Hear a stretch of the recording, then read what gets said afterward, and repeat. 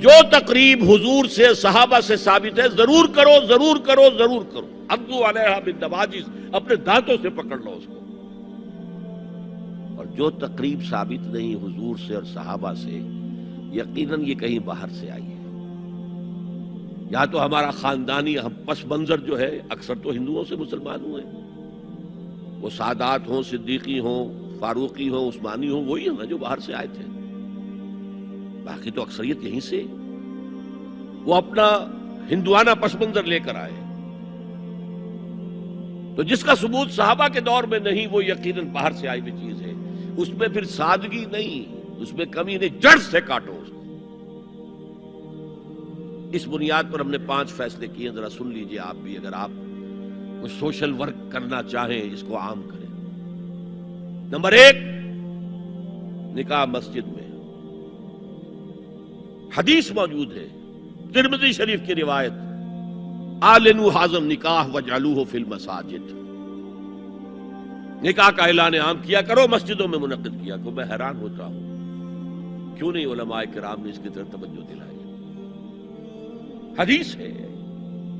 ہاں میں مانتا ہوں ان کا کہنا یہ ہے کہ یہ یہاں جو امر ہے کہ مسجد میں منعقد کرو، یہ امر وجوب کے لیے نہیں ہے، استحباب کے لیے. مستحب ہے یہ کہ مسجد میں. تو بھائی مستحب کیوں چھوڑ رہے ہو تم؟ وہ اس لیے چھوڑنا پڑتا ہے، مولوی بیچارے کی حیثیت ہے ہی نہیں معاشرے میں کہ وہ کہے جناب یہاں آئیے میرے پاس، میں نہیں آؤں گا آپ کے گھر نکاح پڑھانے کے لیے. وہ اپنا رجسٹر بغل میں دبائے بیٹھا سوکھتا رہتا ہے. وہ تو آنی تھی بارات عصر کے وقت، مغرب بھی جا رہی ہے، آئی نہیں، وہ بیٹھا قریب. پہلے 20-30 روپے ملتے تھے، اب 200 300 400 ملتے ہیں. اور کیا ہے؟ میں نے انہیں یاد دلایا، دیکھو شرم کرو. عیسائیوں نے آج تک اپنے چرچ کی اور اپنے پادری کی عزت یہ رکھی ہے کہ شہزادے اور شہزادی کی شادی ہوگی وہ بھی پادری چرچ میں آئیں گے. شہزادے کی شادی ہو رہی ہے تو جو ان کی پارلیمنٹ کے ساتھ ہے چرچ، وہاں شادی ہو. وہاں پردہ نہیں ہے، لڑکا لڑکی دونوں آمنے سامنے کھڑے ہو کر قول و قرار کریں گے. ہمارے ہاں پردہ ہے، تو اس لیے لڑکی کے گھر بھی جائیں گے تو لڑکی تو محفل میں نہیں آئے گی. لڑکی کا ایک وکیل ہوگا، وہ وکیل اجازت لے کر آئے گا، 2 اس کے گواہ ہوں گے، اس کے سامنے اجازت لی گئی، پھر وہ نکاح خواہ کو اجازت دیں گے، ہم نکاح پڑھا دیں گے. پہلی بات یہ ہو گئی کہ نکاح مسجد. نمبر 2، نکاح کے موقع پر کوئی دعوت طعام نہیں، کوئی ثابت نہیں. دعوت طعام صرف ایک ہے، وہ ولیمہ ہے. اور اس قدر معقول بات ہے، سب باپ اپنے سینوں پر ہاتھ رکھ کر سوچیں اور میری بات سنیں. کیا بیٹی کو گھر سے رخصت کرنے کا وقت جو ہے وہ خوشی کا وقت ہوتا ہے؟ جب بیٹی گھر سے جا رہی ہو، کوئی جانور بھی آپ قربانی کے لیے، کوئی مینڈھا کو بکرا لے آئیں 8-10 دن پہلے اور بچے مانوس ہو جائیں، تو وہ جب آپ ذبح کرتے ہیں تو پچھاڑے کھاتے ہیں کہ نہیں بچے؟ اور یہ لخت جگر ہے، نور چشم ہے، 18 20 22 برس گھر میں رہی ہے، وہ جا رہی ہے. خوشی نہیں ہے وہاں، صرف یہ ہوتا ہے اے سائی آف ریلیف کہ ایک ذمہ داری کا بوجھ تھا، اللہ نے آج پورا کرا دیا، اتروا دیا بوجھ. پھر بھی اندیشہ ہوتا ہے، پتہ نہیں مزاج ملے نہ ملے، نئے ماحول میں جا رہی ہے، وہاں جا کر ایڈجسٹ ہو یا نہ ہو، اندیشے پھر بھی ہوتے ہیں. تو ان سے مرغ پلاؤ کھانا اور متنجن کھانا کوئی معقول بات نہیں. معقول بات کیا ہے؟ لڑکا، اس کا گھر آباد ہوا ہے، وہ ولیمہ کرے، اس پر باقاعدہ حدیث اولبوا ولو بشاۃ، ولیمہ ضرور کرو چاہے ایک ہی بکری ہو تمہارے پاس، ذبح کرو، کاٹو، کھلاؤ گوشت اپنے دوستوں کو، احباب کو. یہاں تک کہا کہ بیسا طعام الولیمہ، برا کھانا ہے ولیمے کا کہ اس میں غریبوں کو نہیں بلایا جاتا. ظاہر بات ہے مسلی کھلانے کے لیے تو ولیمہ نہیں ہوتا، اپنے احباب کو، دوستوں کو بلایا جاتا. پھر بھی میں تم سے کہتا ہوں کہ جسے ولیمے کے لیے بلایا جائے وہ اگر نہیں جائے گا تو اللہ اور اس کے رسول کے حکم کی نافرمانی کرے. تو جس رسول نے اتنی تفصیل سے حکم دیا ہو ایک دعوت کا، وہ دوسری دعوت میں بھی خیر ہوتا میں بیان کرتا.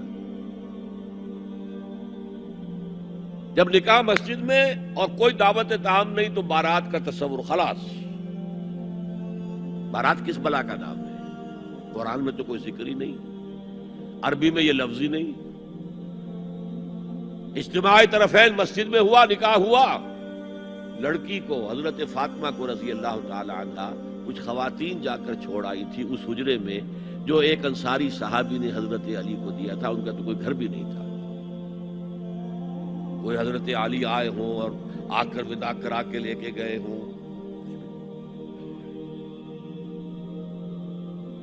چوتھی چیز، جہیز کا کوئی تصور اسلام میں نہیں. خالص ہندوانہ رسم، خالص ہندوانہ رسم، خالص ہندوانہ رسم. ہندوؤں میں کیوں ہے؟ وہ اس لیے ہے، معقول بات ہے کہ لڑکی کا وراثت میں کوئی حصہ ہے ہی نہیں. وہ تو جب گھر سے نکل رہی ہے وہ دے دلا کے رخصت کر دو. دان دہیج یہ خیرات ہے، لڑکی کا حق کوئی نہیں ہے گھر پر. اسلام میں تو لڑکی وارث ہے. والد فوت ہوں گے وراثت تقسیم ہوگی، والدہ فوت ہوگی کوئی ان کی ہے ملکیت وہ تقسیم ہوگی. شادی کے موقع پر کوئی جہیز اسلام میں نہیں ہے، قطعاً نہیں.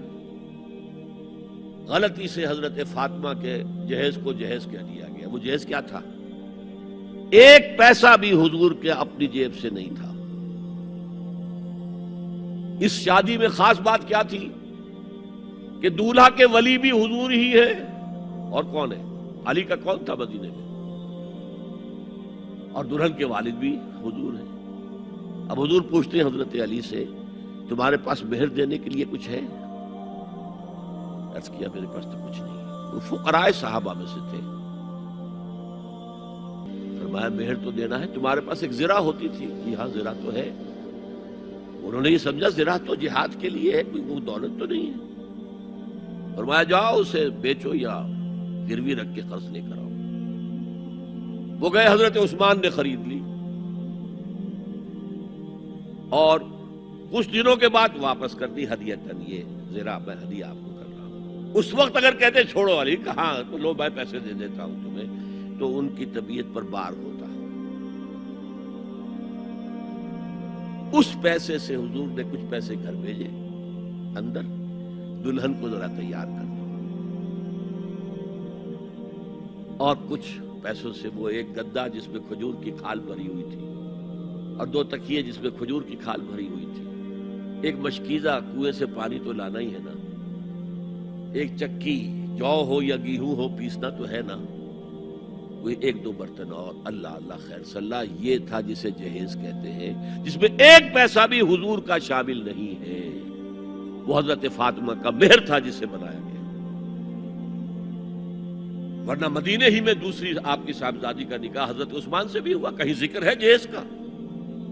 حضرت عثمان کا گھر بھرا ہوا، ہر چیزیں موجود، جہیز کا تذکرہ نہیں.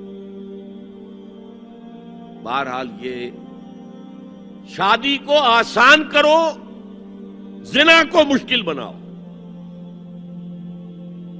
یہاں شادی کے لیے 9 من تیل ہوگا تو رادھا ناچے گی. ورنہ یہ کہ بڑی ہو رہی ہے، عمر ہو رہی ہے، سب کچھ ہو رہا ہے، لیکن کچھ تقاضے تو ہے نا. آخر کچھ تو کرنا ہوتا ہے نا. آخر کچھ نہ کچھ لوگوں کو تو کھانا کھلانا ہی ہوتا ہے نا. بارات تو آخر آئے گی ہی نا. کچھ نہ کچھ تو دینا ہی ہوگا. کچھ جوڑے کپڑے، کچھ. یہ اسلام کا فلسفہ جو میں نے 4-5 باتیں آپ کو بتا، فلسفہ یہ ہے کہ لڑکی کے باپ پر ایک پیسے کا بوجھ نہیں. اس نے لڑکی پال پوس کے تمہارے حوالے کر دیا، اب اور کیا چاہتے ہو تم؟ سارا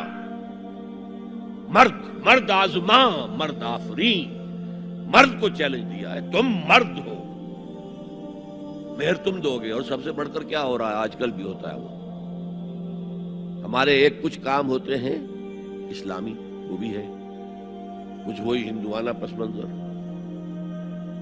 نکاح کی محفل میں چھوارے کون لے کے آتا ہے؟ جی لڑکے والے. اور پلاؤ کن سے کھاتے ہیں؟ بھائی جس کو تمہیں مرغ پلاؤ کھلا رہا ہے وہ چھوارے نہیں بانٹ سکتا تھا. یہ ہے اسلام اور غیر اسلام کا امتزاج.